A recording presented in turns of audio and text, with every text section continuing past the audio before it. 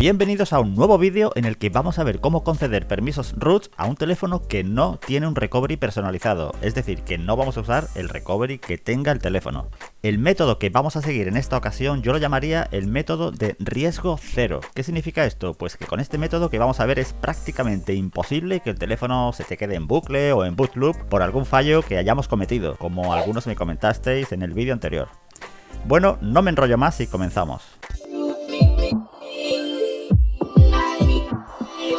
Necesitamos que el teléfono tenga el bootloader desbloqueado, como este Mi 11 que tiene el símbolo del candado abierto, que significa que está desbloqueado. Para tener permisos root vamos a usar la aplicación Magis, que la descargamos de la web oficial y dejaré un enlace en la descripción y la instalamos. Abrimos Magis y aquí vemos que pone instalado no disponible, es decir que aún no tenemos permisos root.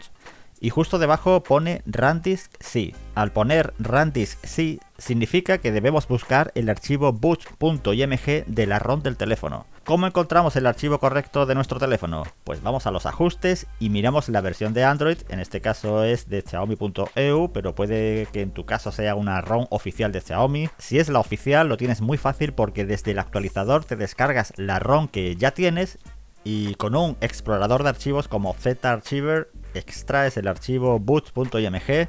Y en el caso que uses otra marca de teléfono, pues simplemente haz una búsqueda en Google con la versión de Android de tu teléfono.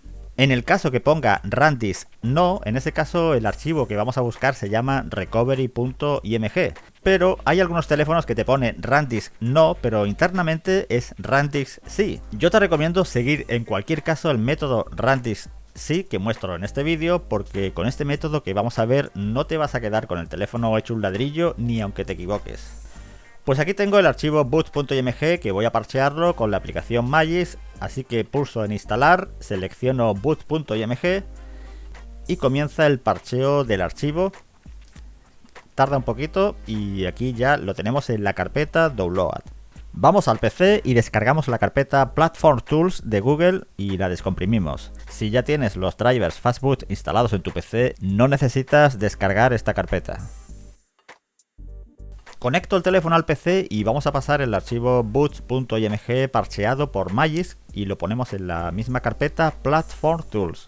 Para abrir una ventana PowerShell pulsamos la tecla Shift y al mismo tiempo con el botón derecho del ratón seleccionamos la opción Abrir ventana PowerShell. Ponemos el teléfono en modo Fastboot, que se inicia en Fastboot pulsando el botón volumen menos cuando reinicia. No lo voy ni a desconectar del PC y ya vemos que está en Fastboot. Para comprobar si ha detectado el PC el teléfono en modo Fastboot, tecleamos Fastboot Device y si salen números significa que está detectado. Bien, ahora viene la diferencia importante respecto al vídeo anterior que hice, y es que la explicación oficial te dice que teclees el comando fastboot /boot y el nombre del archivo parcheado.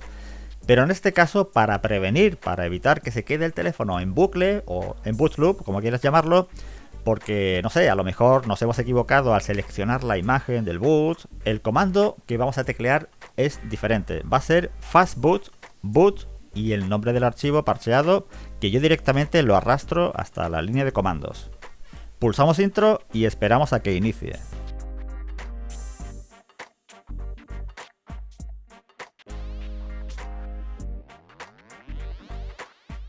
Con esta pequeña e insignificante diferencia en el comando previene cualquier error que tengamos.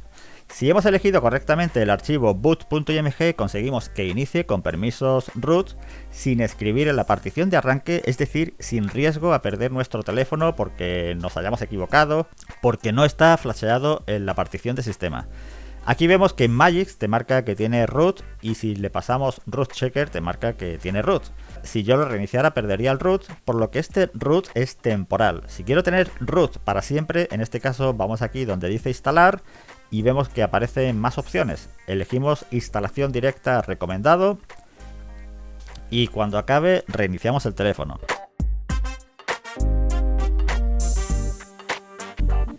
Y ahora sí que tendría root permanentemente y, como digo, sin correr riesgos por equivocarnos de imagen o no sé, que se te vaya la luz al momento de flashear el boot. Bueno, pues pulsa like si te sirve este método. Nos vemos en el próximo vídeo.